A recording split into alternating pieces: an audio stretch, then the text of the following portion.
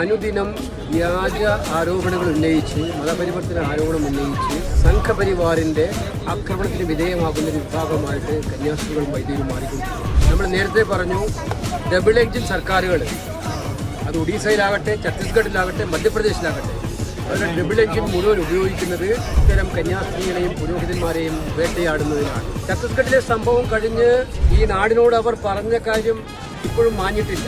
ശക്തമായ നടപടി സ്വീകരിക്കും. കേന്ദ്ര ആഭ്യന്തരമന്ത്രിയുടെ മുമ്പാകെ നമ്മൾ പലവട്ടം സംസാരിച്ചു, മുഖ്യമന്ത്രിയോട് സംസാരിച്ചു, പാർലമെന്റിൽ സംസാരിച്ചു. അതിൻ്റെ ചൂടാറുന്നതിന് മുമ്പ് തന്നെ ഒറീസയിൽ വീണ്ടും ഉണ്ടായി. അപ്പോൾ ഇത് ക്ലിയറാണ്, അവരുടെ ക്ലിയറാണ്, പദ്ധതിയാണ്.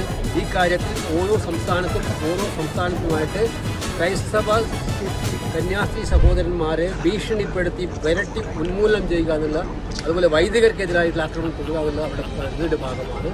ഇതിനെതിരായിട്ടുള്ള ശക്തമായ പോരാട്ടം ഈ നാട്ടിലുണ്ടാകും.